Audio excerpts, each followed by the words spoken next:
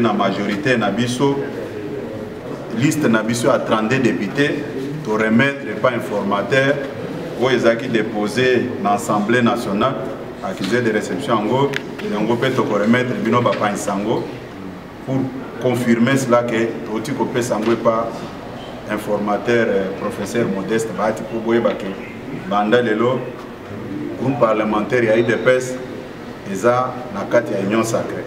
Bandeko yo basali dictature pendant 18 ans.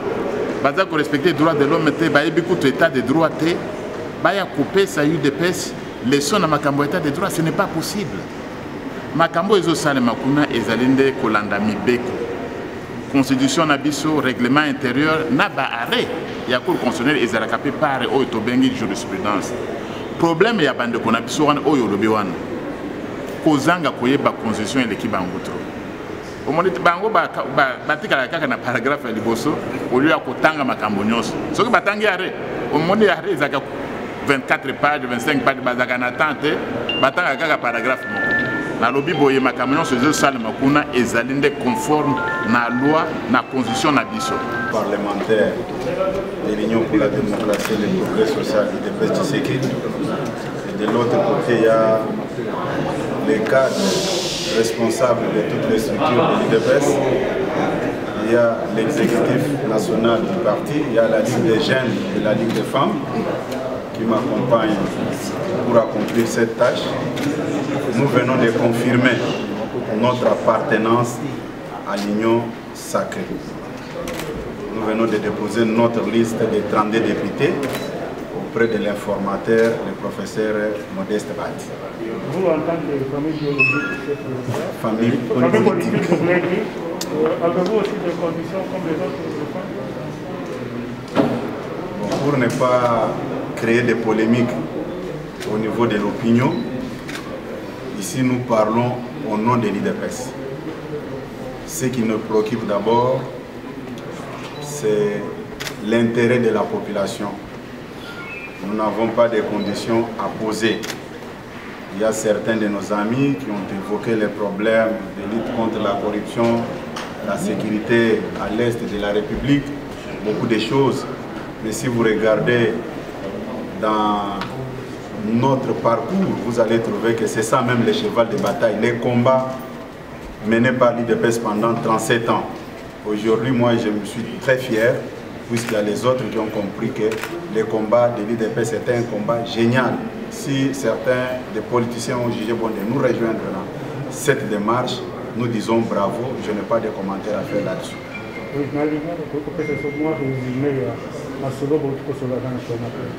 Na lingala na koyebisi oboye comme secrétaire général ya Lingomba o ya IDPS Tshisekedi toyaki pe tokokutana na informateur oyo aza kocontinue na koidentifier majorité parlementaire yango bomoni naza entouré, je me suis fait accompagner par notre groupe parlementaire où ils sont dirigés par Molobeli Nabiso, Dr Léon Mubikai, Naba Ndekonyonso Baza Yana Elongo, na côté à Lingomba Nabiso, Tozana ba secrétaire généraux adjoint au Baza pour accompagner Bandeko Léo Bizibu, Bandeko Aselo, na Ligue des femmes, na Ligue des jeunes. Tolingi likambo esa le makaka na likolote, tolingi kotia bat nyonso esika moko. Biso to confirmer à la face du monde que to adhérer na makanisi ya kitoko ya mokonzi mboka o ya union sacrée nde to na majorité na biso liste na biso à 32 députés to remettre pas informateur o ezaki déposé dans l'Assemblée nationale accusé de réception en go et on peut te remettre bino papa insango pour confirmer cela que tout copé sango pas informateur professeur Modeste Bahati pour boye que banda lelo groupe parlementaire ya IDPS eza na kati ya union sacrée na kanisi nazo pesa bino pe liste ngo boza nango obogende koyebela makambo na réseaux sociaux. Merci. 32 oyo bakoti na union sacrée officiellement puis le parti accompagné, n'est-ce pas, par le secrétaire général du parti, Christian Kambouya, na président de la Ligue des femmes, fait un exécutif, nanga moko président Ligue, pour nous représenter l'Ingongo Mobimba, jeune union surtout à parti, pour adhérer, pour CPI dans le candidat malam ou le chef de l'État, pour bengi union sacrée de la nation. Mais comment donc, oui, chef de l'État, Arnaud qui vit sur le gouvernement à Liboso, il a commencé à m'arrêter dans mon kilo à Congo, il a conduit ma commissaire, président Nabiso, l'ancien président de la Ligue des jeunes, ministre national, et on dit mieux que Mako Balisous, pèse encore de l'espace pour la jeunesse. Voilà ce que je peux dire par rapport à cette question. Biso a trouvé le coup de la UDPS, c'est leadership côté secrétaire général, mon secrétaire général, et puis le groupe parlementaire à UDPS, beaucoup d'informateurs, qui ont été Biso. Tout une hésitation à mon côté, conditions égalité, Union sacrée de la nation égalité pour Nabiso d'abord, donc pour confirmer appartenance à l'Union sacrée de la nation. La Union sacrée de la FCC est commis majoritaire. Est-ce que l'impact c'est l'Union sacrée de la carte ou l'idée à Mozamboka à PSEC? L'Union sacrée de la blanchisserie. Ceux qui baillent, bandeko baillé, bandeko non sur la table, parce qu'ils baillent mon sous, tout le monde est bon ni motem. Et puis, tu peux permettre l'Union sacrée à permettre que Makambo et ça n'a pas d'intérêt à battre. L'Union sacrée de la nation, c'est le peuple d'abord. Le peuple d'abord, de mon bâtonnion soit à ta base qui n'a pas parti, Moussous, Bandimi Mbaloyo, Basal et le peuple d'abord. Yangwana tout ces pays, tout Ndimi et Bakolanda, Zelawa n'a qu'au le peuple national. Donc, n'a le banano boy. Bandekoyo, Basali dictature pendant 18 ans. Baza ko respecter les droits de l'homme, beaucoup d'état de droit, baya couper ça UDPS, les sons à Makambo état de droit, ce n'est pas possible. Makambo ezo sale makuna ezalinde kolanda mibeko. Constitution nabiso, règlement intérieur, na ba arrêt. Ya cour constitutionnel ezalaka pe pare o to bengi jurisprudence. Problème ya bande ko nabiso wana oyo lobi wana. Kozanga koyeba constitution et l'équipe ngutro. Au moment où bango batika kaka na paragraphe ya liboso au lieu ya kotanga makambo nyonso soki batangi arrêt au moment ya arrêt ezaka 24 pages 25 pages bazaka na tante batanga kaka paragraphe moko na lobi boye makambo nyonso ezo sala makuna ezalinde conforme na loi na constitution na biso ata likambo ya premier ministre pona nini mais likambo wana ezali na ordre du jour o to adopter bango pe bazalaki c'est prévu contrôle parlementaire ezali kuna qui peut contrôler, peut aussi sanctionner. Yangwana, le Premier ministre, 301 députés nationaux, lobby pour une incompétence. Incompétence, c'est l'équimingi. Vous comprenez? Incompétence, incapacité, l'équimingi. Premier ministre, le gouvernement, n'a pas de se bakende. Yangwana, bisoto sengi, ou azali mokolo, azali pe pour l'université le Kolangai. Il faut éviter ridicule. Tozo, c'est ton dimètre avant mardi. Le Premier ministre a démissionné. Ce qui a démissionné était au Kolongoloye mardi. Merci. Le député Abisso, il y a le regroupement AAAC, Oyo, Bandini, qui s'affilier, qui adhérer à la vision du chef de l'État, c'est-à-dire à l'Union sacrée. Bon, le regroupement Abisso, tous allés, député 10, tous élis. Bon, comme presque la veille, il y a souka, il y a identification. Ndé tolobi, tokende rabiso set ndenge tozali déjà.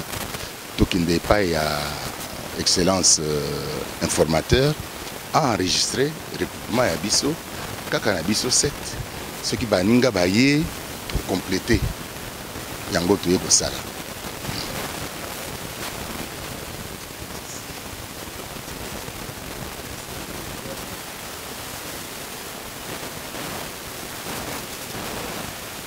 Bakoloba, ekozala ya solo, mais ezali ya solo universel te, eza vérité universelle te.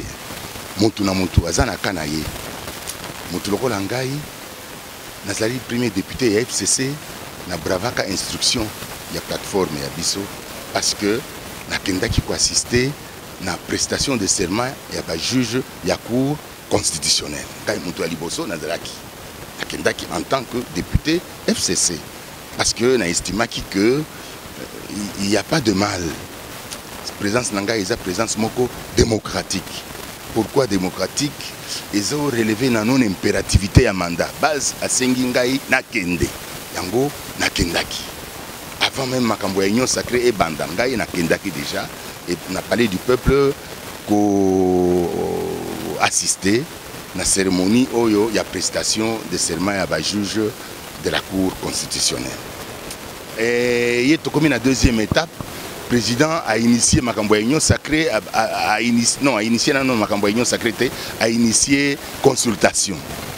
Nakendaki accompagné na ba député nyonso ya Grand Kasai tango tout la biso ekokaki babengaki biso nandimaki ke na ye na expliquaki bandeko ya biso président aza président de la République base ya biso nyonso balobi bokende ko appuyer ye tout ça ndenge nini il faut tokende ko appuyer ye parce que na 2023 tokozongela lisusu base ya biso pour ba pesa biso ba voix électorale.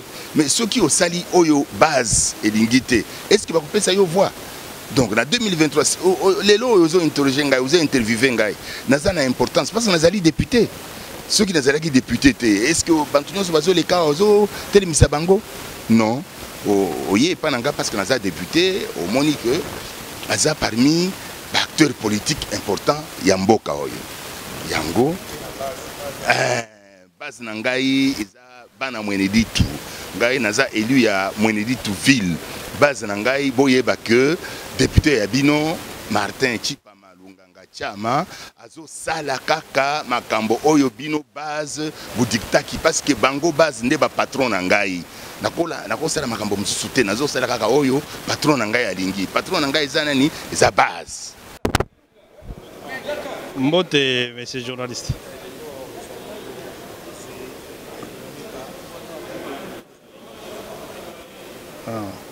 Bayambaki biso pour confirmer appartenance na biso na Union Sacrée Nationale.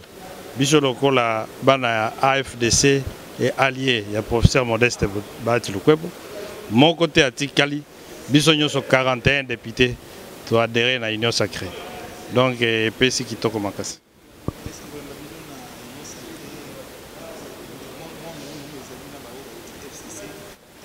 Te tosi to sangana déjà makama nungu ezate même yemoko ministre Steve Bikai tozaki na ye pour vous dire que makamonyo c'est ça bien.